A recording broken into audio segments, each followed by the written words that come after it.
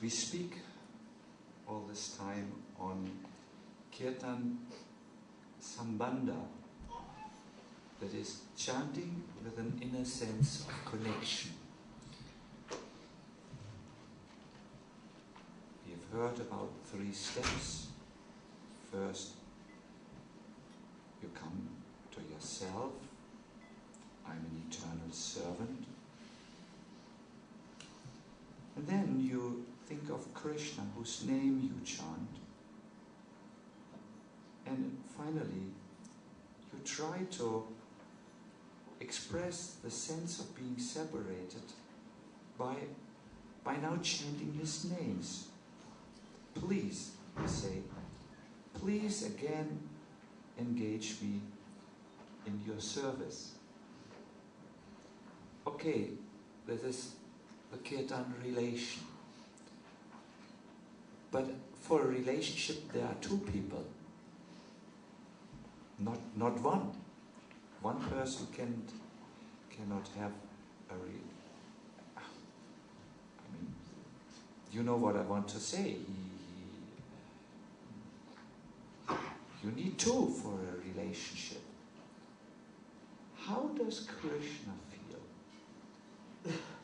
What goes on in Krishna's heart when you chant like that? Is there a way to know this? Or is it Krishna's secret? Well, we all know, if we ever know anything about Krishna, it's about, we know it from the great devotees.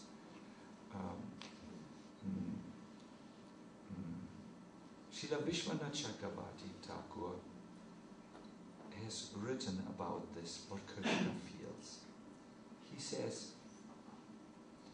when someone chants the Lord's name, the Lord's mind dwells on that person. I don't know if you all are English-speaking people. I'm not. So I had to look up in the dictionary, what does it mean to dwell? Dwell is we say dwelling places. That's where the house is. The house is a dwelling place. You live there. You are there. So when Krishna's mind dwells on something, Krishna is just very close. He's just next to it. He lives there. He is there. And he thinks, Vishwanath Chakravarti Thakur continues, this person belongs to me. This person belongs to me. He's mine. He's my folk. He's my person. I will always protect him. And then, Srila Vishwanath Chakravarti Thakur, because this is a profound statement, he says, when someone chants, Krishna's mind dwells on that person. That means Krishna thinks on him, but to an extent that he's very close to that person. And Krishna then says, this person belongs to me. I will always protect him. This is a profound statement, and to make such a statement, Srila Vishwanath Chakravarti Thakur needs now to bring some authority there. He doesn't just want to say it alone, and he quotes Sridhar Swami. Sridhar Swami comments on Ajamil's chanting, which was not so good. I mean, he was not really thinking of Krishna. But even then, something happened in Krishna's heart. When the Lord heard, you know Ajamil? He died, and he looked for shelter, and he saw his little boy Narayan playing there.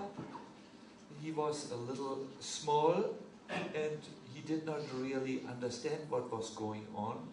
So he was just playing there. The other sons were standing around Ajamil's deathbed. But this little boy Narayan, little boys don't know what is death. When I was a boy and my father wanted to, someone had died, my grandpa had died. My father came to me and said, Grandpa has died, and would you like to see him? And I said, of course. So I went there, I saw Grandpa, and I said, Father, Grandpa is sleeping, no? And I went to him, Grandpa, Grandpa. I didn't understand what death meant. So Narayan was just playing there, and Ajamil, like Narayan, like any father, likes the last child very much. When we saw that Kripamaya family yesterday, and we saw how Mali is the last child, was dancing, Kripamaya's face blossomed in ecstasy. My boy is appreciating the wild dancing. He's on the good path. But he also smiled all the time when the little girl, not the little, the big girls. So Ajami was very much attached to little Narayan, and he wanted Narayan to be included. So he called her Narayan, Narayan, I'm just Narayan. So Sridhar says, and the Lord heard that Ajamil was chanting his name. He's also called Narayan Krishna. Huh? He thought about Ajamil deeply. What to do with this person? And then ordered the Vishnu Dutas, bring him here to me. Then Sridhar Swami says, how much more then will the Lord remember a person who chants his name with a service attitude? If even Ajamil, who had no mind for Narayan, he thought of his little last-born child who he had fathered in a wild encounter with his prostitute wife, he didn't think of Narayan. He was far away from thinking of Narayan. But if even in his case, he took this personally, this Narayan, and he chants my name. And he began to think what to do with him now. And then he ordered the Vishnu Duta, bring him to me. How much more then will the Lord remember a person who chants his name with a service attitude? My dear devotees, I can promise you, you will get a money guarantee if you want. How much we are at the moment a little poor, but no, let's not be materialistic. Anyways, a sweet ball. No, I want to say, I can guarantee you, if you discover in your own life this kirtan sambandha, there is no way to tell how your whole kirtan experience will skyrocket. I think some of you are already doing it, and I can see this when it happens briefly. Sometimes tears come in the eyes.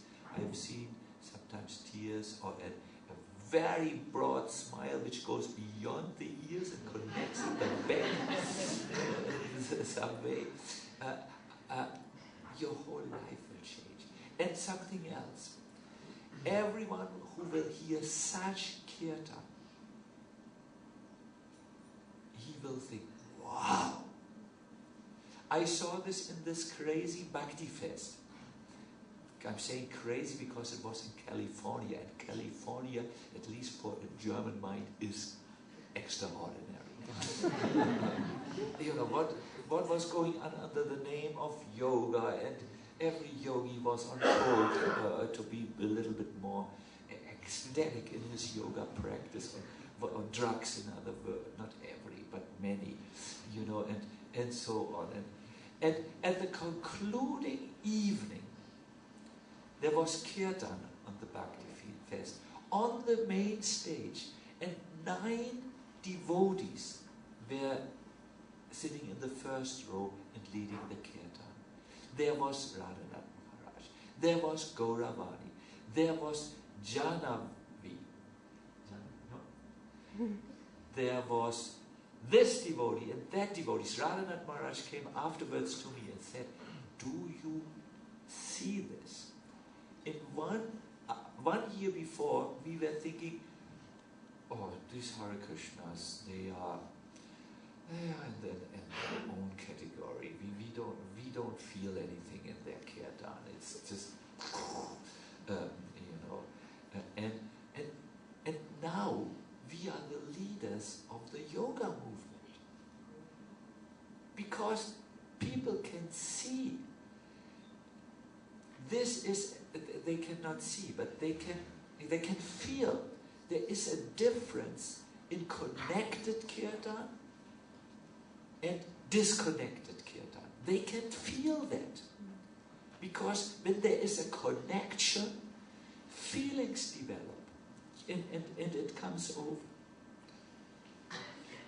This connected kirtan will be a wave of kirtan. It will go, first of all, our movement will do many more kirtan events, and already it's going on, already so much. Our Madhava is traveling like a rocket. Chun, chun, chun, chun, chun, chun, chun. Can you lead kirtan here? It's already more invitations than you can come, isn't it?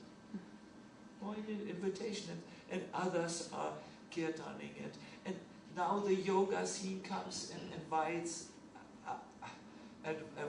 devotees.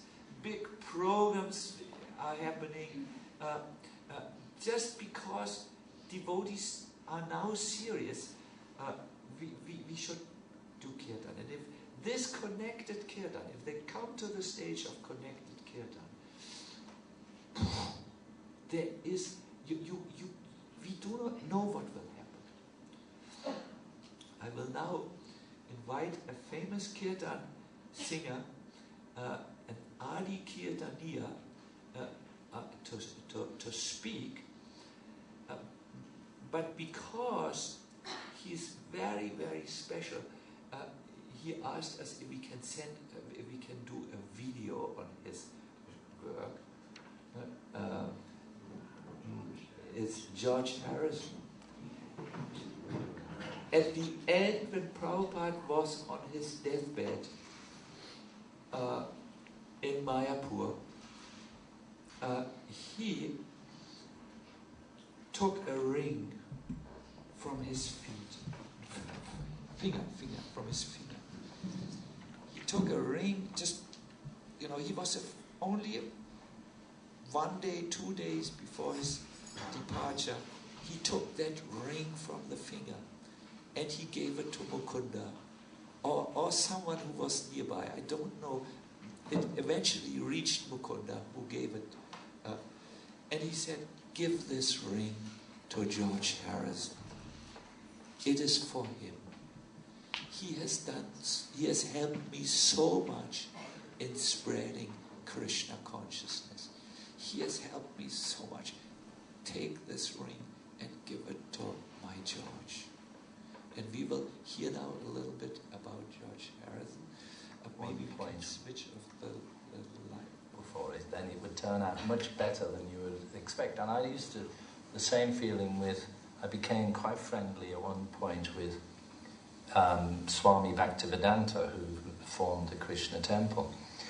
But, they'd call me up and say, come to the temple, the Swami's here and he'd love to see you. And I'd be like going through some private nightmare or something, and I think, how can I go to the temple? And I'm like this. But then I'd go, and I'd always walk out of there thinking, oh, thank you, Lord. I think everything George did, including the songs that he wrote that didn't have spiritual words directly in them, were spiritual, and that was always on his mind. Even the song Something, that is considered one of the greatest love songs ever written, I think Frank Sinatra said that, can be seen as a love song to God. What about the music makes it spiritual, aside from the words? I think the thing about the music that makes it spiritual is the person who is singing it, namely George. That he wanted to be spiritual, he had a spiritual dimension to him, he was known to be involved in spirituality. Mantra, as we know it in English, means some phrase that's repeated again and again. Actually, mantra is a Sanskrit word originally. It meant a sacred chant. And this Maha Mantra, Maha means great in Sanskrit. It means a great chant for deliverance. 1966, I had gone to San Francisco and I had heard that the devotees had recorded a record at that time. I had also heard that the Beatles had ordered 300 copies of that LP, 33 1/3 LP vinyl recording. And it was the kind of thing where it just sort of passed that, okay, the Beatles got 300 copies, so after about a week we just sort of forgot about it. But I found out later that George had gotten that record himself, and that he and John had chanted the Hare Krishna mantra while sailing somewhere in the Mediterranean Sea. So for so long that he said that his jaws were aching. I think that chanting helped George a lot overcome feelings of distress and anger. He once said to me, George once said that once you start chanting, you don't want to stop. I think that he was very attached to the chanting, and also to people like myself who were of his age and who were on a spiritual path. Sometimes I called him a closet Krishna because he didn't shave his head, he didn't wear robes. Hare Krishna,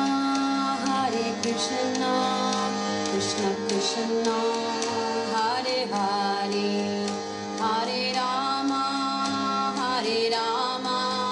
Rama Rama, Hare Hare. Hare Krishna, Krishna Krishna, Hare Hare. He wanted to make an album for the Radhakrishna temple. All of these people in their white robes, bald heads, going around hitting the Indian bells, just trying to, at times, record all of them, with them sort of not necessarily keeping still all the time, and some of the weird instruments that were being brought in to be recorded.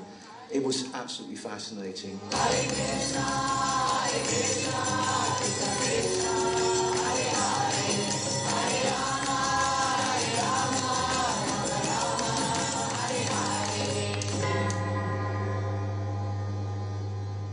I remember hearing it on a car radio somewhere in the east part of East London, and the disc jockey saying that was a song by a group of bald-headed Americans. George said about taking on this project himself, recording the devotees singing the Hare Krishna mantra, was that he wanted to get across what he believed through a medium that he was familiar with, and that was chanting. That was a 45 record. And it was quite amazing because myself and none of us thought that this was going to be a popular record, and yet it became very popular. It was played in the intermission at the Isle of Wight concert when Bob Dylan was setting up. And it was played at the intermission in a football game in Manchester, where Manchester United was a very popular soccer team. And all the fans, who were probably just there to watch the soccer, started singing along with it because it was only 3 words and they could all do it. And there were 5,000 football fans singing Hare Krishna. People always say I'm the Beatle who changed the most, but really that's what I see life is about.